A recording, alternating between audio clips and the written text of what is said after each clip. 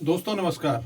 मैं जोत सिंह बिष्ट अपनी गणना अपने गांव अभियान के भाग 7 में आपके साथ सामने हूं। और जैसा मैंने पिछले एपिसोड में कहा था कि जनगणना के तौर तरीके क्या होंगे उसके बारे में जानकारी दूंगा, लेकिन उससे पहले एक विषय जो आपके जानने के लिए बहुत ज़रूरी है और उसको मुझे लैपटॉप में देख करके बताना पड़ेगा कि 1971 में जो जनसंख्या थी जिसके आधार पर उत्तराखंड राज्य बनने के बाद पहला परिसीमन हुआ, उसमें डिस्ट्रिक्ट वाइज जो पॉपुलेशन थी उसका परसेंटेज में बढ़ोतरी 1981 में कितनी हुई, वहां से मैं शुरू करता हूं। तो उत्तरकाशी की पॉपुलेशन थी 1,47,805 और उत्तरकाशी को मिली 3 विधानसभा सीट। चमोली की थी 2,13,629। 4 विधानसभा सीट रुद्रप्रयाग की 1,35,654। 2 विधानसभा टिहरी की 3,58,117। 6 विधानसभा पौड़ी की 5,35,141। 8 विधानसभा पिथौरागढ़ की 3,13,747। 5 विधानसभा बागेश्वर की 1,67,746। 3 विधानसभा अल्मोड़ा की 4,83,876। 7 विधानसभा चंपावत की 1,20,525। 2 विधानसभा देहरादून की 5,77,306। 9 विधानसभा हरिद्वार की 6,70,784। 10 विधानसभा नैनीताल की 3,19,697। 6 विधानसभा और उधम सिंह नगर की 4,51,900 8 विधानसभा। ये जनसंख्या और विधानसभा सीटों के आवंटन का आंकड़ा था।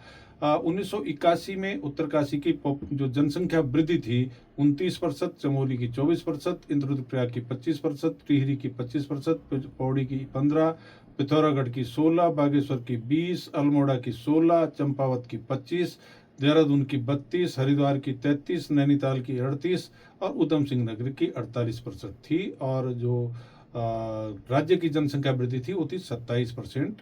और अब जब हम आंकड़ा देखते हैं तो इस एपिसोड में थोड़ा सा और कष्ट करिएगा कि 2027 की संभावित जनसंख्या में जो वृद्धि दर है वो उत्तरकाशी की 29 से लेकर के 7% पर आ गई। चमोली की -1% हो गई। रुद्रप्रयाग की 0% वृद्धि दर है। टिहरी की -5% है। पौड़ी की -10% है। पिथौरागढ़ की -3% है। बागेश्वर की -2% है। अल्मोड़ा की -10% और चंपावत की 12% वृद्धि दर है। जबकि देहरादून की वृद्धि दर 33% है, हरिद्वार की 31% है, नैनीताल की 24% है और उधम सिंह नगर की 34% है। यानी पर्वतीय जिले जो 9 हैं उनकी टोटल में अगर हम देखें जनसंख्या वृद्धि दर 2011 में 4% थी और 2027 में -4% दिखाई दे रही है। अगर हम प्रवासी लोग अपने गांव में गणना के लिए नहीं जाते हैं, ये तब का आंकड़ा है। अगर हम गांव जाएंगे तो नीचे की जनसंख्या का वृद्धि दर माइनस होगी और पहाड़ की जनसंख्या की वृद्धि दर प्लस होगी।